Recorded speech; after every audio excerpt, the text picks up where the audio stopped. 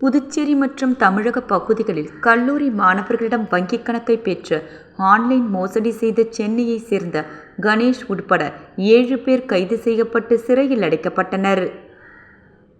புதுச்சேரி தனியார் பொறியியல் கல்லூரியில் பயிலும் 2 மாணவர்கள் தினேஷ் மற்றும் ஜெயபிரதாப் ஆகியோர் தனது வங்கிக் கணக்குகள் முடக்கப்பட்டுள்ளதாக சைபர் கிரைம் போலீசாரிடம் புகார் அளித்தனர்.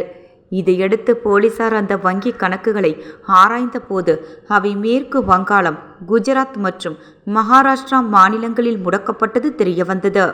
இதையடுத்து கல்லூரி மாணவர்களிடம் விசாரித்த போது அதே கல்லூரியில் படிக்கும் மாணவரான கடலூரை சேர்ந்த ஹரிஷ் என்பவர் கடந்த 6 மாதங்களுக்கு முன் ஒரு வங்கி கணக்குக்கு தலா ரூபாய் 2500 தருவதாக கூறியதாகவும், பணத்திற்கு ஆசைப்பட்டு ஹரிஷிடம் வங்கிக் கணக்கு தொடங்கியதோடு சிம் கார்டு வாங்கி கொடுத்ததாக தெரிவித்தனர். இதையடுத்து சைபர் கிரைம் போலீசார் வழக்கு பதிந்து ஹரிஷை கைது செய்து விசாரணை மேற்கொண்டதில் ஹரிஷ் 20க்கும் மேற்பட்ட கல்லூரி மாணவர்களிடம் இருந்து இதுபோன்ற வங்கிக் கணக்கை பெற்று புதுச்சேரி லாஸ்பேட்டையைச் சேர்ந்த கோவிந்தராஜ் என்பவரிடம் கொடுத்ததாக கூறினார். அதன் பேரில் கோவிந்தராஜை கைது செய்து விசாரித்த போது அவர் சென்னையைச் சேர்ந்த கணேசன் என்பவரிடம் வங்கி கணக்குகளை ஒப்படைக்கும் வேலையை செய்து வந்துள்ளார்.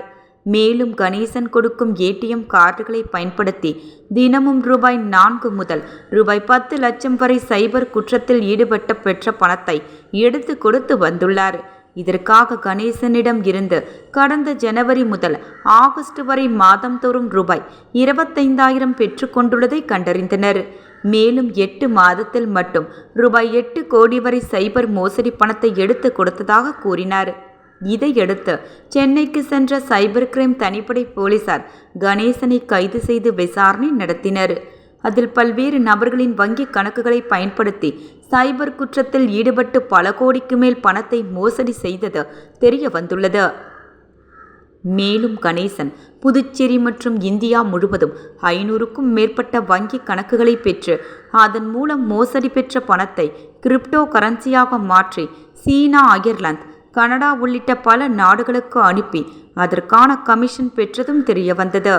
மேலும் கணேசன் அளித்த தகவலின் பேரில் புதுச்சேரி அருமார்த்தபுரத்தை சேர்ந்த யஷ்வின், கடலூர் நடுவீரப்பேட்டை சேர்ந்த ஐயப்பன், சென்னை அண்ணாநகரை சேர்ந்த தாமஸ், கள்ளக்குறிச்சியை சேர்ந்த ராகுல் ஆகியோரை போலீசார் கைது செய்தனர். கைது செய்யப்பட்டவர்களிடம் இருந்து ரூபாய் 5 லட்சம் ரொக்கம், 276 வங்கிக் கணக்கு புத்தகங்கள், 171 செக் புக், 20 செல்போன்கள், 2 லேப்டாப், சிம் கார்டுகள், 75 ஏடிஎம் கார்டுகள், பணம் எண்ணும் இயந்திரம், போலி நிறுவன முத்திரைகள், கார் மற்றும் பல்வேறு ஆவணங்கள் பறிமுதல் செய்யப்பட்டது. மேலும் அவர்களின் வங்கி கணக்குகளை சோதனை செய்ததில் இந்தியா முழுவதும் ரூபாய் 90 கோடிக்கு மேல் மோசடி செய்திருப்பது தெரியவந்தது என சீனியர் எஸ்பி நித்யா ராதாகிருஷ்ணன் தெரிவித்தார்.